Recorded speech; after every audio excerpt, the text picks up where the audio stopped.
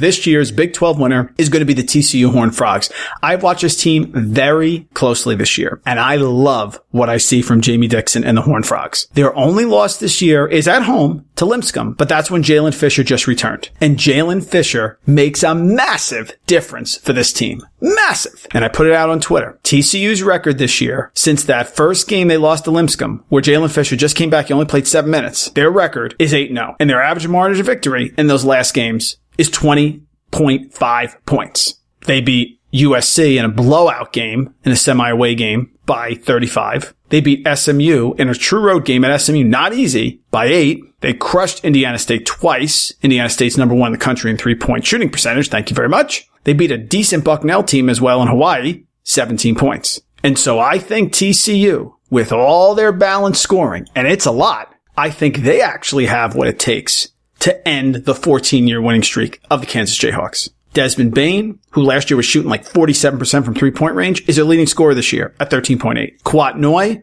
who's a pain inside, long, athletic guy, 13.7 points, 4.8 rebounds. He's like 6'7", 200 pounds, shoots 86% from the free throw line. Bane shoots 89%. And then Alex Robinson and Jalen Fisher, 2 heady guards that are making big plays. Robinson averaging 13.1, Jalen Fisher averaging 12.1, and they're both shooting well over 42% from 3-point range. Fisher shooting 44.1% from 3-point range, and he's attempted 68. Just an outstanding shooter. J.D. Miller, a guy who can definitely get buckets and play defense inside, 11.4 points, 6.3 rebounds. And then I've been very impressed with Kevin Samuel, who's done a very nice job, looked great against Indiana State. He's 6'11", 250 pounds, freshman center for them, really has filled inside nicely. In his last few games, he had a 10-13 double-double game against USC. He had 14 points, 9 rebounds against Bucknell, and he had 8 and 5 as well as 3 blocks against Indiana State. He is developing. So listen, last year we thought Kansas was most vulnerable, but in the end, they had too much senior leadership, too much Devontae Graham. This year, they have inexperience in the backcourt. And I believe in Bill Self. And don't tell me I don't, because I have Bill Self's team at 13-5, but I have the TCU Horned Frogs at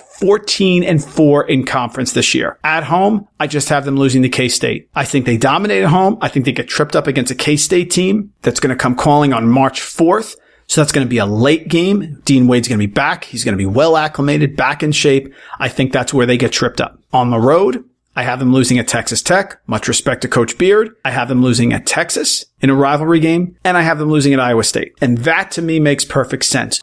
You can sit here and tell me Kansas is going to win every single year. Last year, they looked the most vulnerable. Last year, they finished 13-5. The problem was they still had the senior leaders. They still had Svi Mihailik. They still had Devontae Graham. They still had Malik Newman, who left. Big time scores. You add up their scoring, that's 42 points per game. 42! Devontae Graham, 17.3, Svi Mihailik, 14.6, and Malik Newman, 14.2. Seriously? And you have an inexperienced backcourt. And Quentin Grimes has been terrible. Do you realize that Quentin Grimes, after his 21 points against Michigan State, has been horrific? He's only 5 of 28 from 3-point range since the Michigan State game. And I don't think a team in this conference with these type of guards, with Jalen Fisher, with Robinson, with Barry Brown, with Stokes from Kansas State, with Iowa State, and all their guys that get up in your face, especially at home, with the defense that Oklahoma is going to put on you, with Texas Tech's defense, I just don't see them pulling it off this year. TCU is going to be your Big 12 champion.